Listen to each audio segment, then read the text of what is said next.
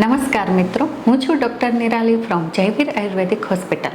આજકાલ ચિકનગુનિયાના વધારે પ્રમાણમાં કેસ જોવા મળે છે. તેથી આજે આપણે ચિકનગુનિયામાં આયુર્વેદનું શું મહત્ત્વ છે તેના વિશે વાત કરીશું. આપણે સૌ જાણીએ છીએ તેમ ચિકનગુનિયા વાયરસ મચ્છર દ્વારા એક વ્યક્તિમાંથી બીજા વ્યક્તિમાં ફેલાય છે. તેના મુખ્ય 3 સ્ટેજ જોવા મળે છે. ફર્સ્ટ સ્ટેજ છે એક્યુટ સ્ટેજ, જે 5 થી 7 દિવસનું હોય છે. તેમાં મેઇનલી હાઈ ગ્રેડ ફીવર અને જોઈન્ટ પેઇન તથા સ્વેલિંગ જોવા મળે છે. આ ઉપરાંત ઉલટી થવી, પેટમાં દુખાવો થવો, હેડેક, આંખ લાલ થવી, વીકનેસ વગેરે લક્ષણો પણ જોવા મળી શકે છે. આ સમયમાં તમારે પેશન્ટે ડૉક્ટરની તાત્કાલિક સારવાર લેવી જોઈએ. આયુર્વેદમાં તેની સારામાં સારી સારવાર અવેલેબલ છે.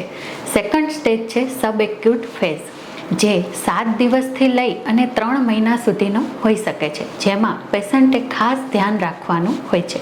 આયુર્વેદ અનુસાર ચિકનગુનિયામાં વાત દોષની વૃદ્ધિ થાય છે, તેથી પેશન્ટે વાયુ ન વધે તેવા આહાર દ્રવ્યો લેવા જોઈએ. આ ઉપરાંત કોન્સ્ટિપેશન ન રહે તેનું ખાસ ધ્યાન રાખવું જોઈએ. તે માટે તમે ત્રિફલા, એરનબ્રુસ્ટ હરિતકી વગેરે દવાઓ લઈ શકો છો. પારિજાતના પત્તાનો ઉકાળો પી શકાય છે. પપૈયાના પાનનો રસ લઈ શકાય છે. મેઇનલી આવે છે અભ્યંગ અને સ્વેદન, એટલે કે માલિશ અને સેક. તલનું તેલ અથવા સરસવનું તેલ લઈ તેમાં લસણ, અજમો, સૂંઠ, મેથીના દાણાને ઉકાળી અને ઠંડુ કરી બોટલમાં ભરી લેવું જોઈએ. તેનાથી રેગ્યુલર માલિશ અને શેક કરવો જોઈએ. તડકામાં બેસવું જોઈએ. દસમૂલક્વાથ અને ગુડુચિયાદિક્વાથને રાત્રે પલાળી સવારે અડધું પાણી બળે ત્યાં સુધી ઉકાળી ગાળીને નવસેકો પીવામાં આવે તો વધારે લાભ થાય છે.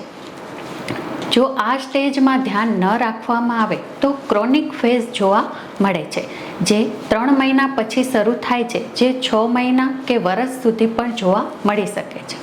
જેમાં મેઇનલી સાંધામાં દુખાવો અને સોજો જોવા મળે છે. આ માટે તમારે આયુર્વેદિક પંચકર્મનો લાભ લેવો જોઈએ.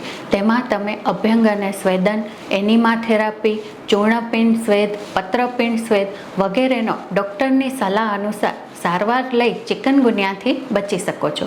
આ ઉપરાંત વધારે જાણકારી મેળવવા માટે અમારા હોસ્પિટલનો સંપર્ક કરો. આભાર.